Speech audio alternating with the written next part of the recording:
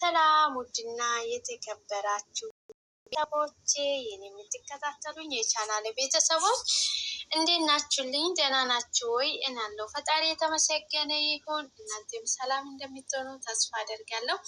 በያላችሁበት ቦታ ፈጣሪ ሰላማችሁን ያብዛልኝ። እንዴት ናችሁ? ወደ ቻናሌ በሰላም መጣችሁ። ወደ ቤቴ ሼር፣ ላይክ፣ ሰብስክራይብ በማድረግ አበረታቱኝ የኔ ውድ ቤተሰቦች። ሰላማችሁ ይብዛልኝ በያላችሁበት ቦታ። ቡና ጠጡ። ቡና ልጋብዛችሁ ማለት ነው። እንዴት ናችሁልኝ? ደህና ናችሁ ወይ? ሰላማችሁ ይብዛልኝ። እንግዲህ አንዳንድ ጊዜ ቁጭ ብለን ቡና መጠጣት ደስ ይላል ማለት ነው። እንኳን ወደ ቤቴ በሰላም መጣችሁ የኔ ውዶች። ሰላማችሁ ይብዛልኝ በያላችሁበት ቦታ ፈጣሪ በያላችሁበት ቦታ ከክፉ ነገር ሁሉ ይጠብቃችሁ፣ የልባችሁ ምሻት ይፈጽምላችሁ፣ በሰላም ለሀገራችን ያብቃን።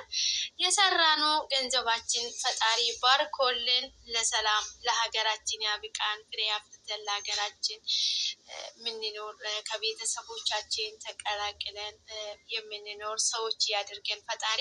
ሀገራችንም ሰላም ያድርግልን። በያለንበት ቦታ ከክፉ ነገር ሁሉ ይጠብቀን። ሰላማችሁ ይብዛልኝ በያላችሁበት ቦታ። እንግዲህ ሰው ልጅ ብዙ ነገር ያስባል። የምናስበው ነገር ሁሉ እኛ አይደለም የምናሳካው፣ ፈጣሪ ነው የሚያሳካልን ማለት ነው። እኛ እናስባለን፣ ነገር ግን የሚያሳካልን ፈጣሪ ነው እና ፈጣሪ ከኃጢአት ውጭ የልባችን ምሻት ይፈጽምልን ማለት ነው።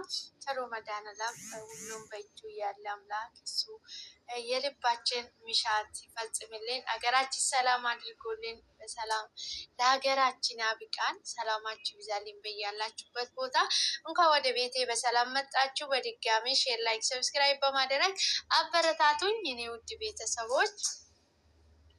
ሰላም ነው ለሰው ልጅ ከሁሉም የሚበልጥ ሰላም ነው እና በያላችሁበት ቦታ ፈጣሪ ከክፉ ነገር ሁሉ ይጠብቃችሁ።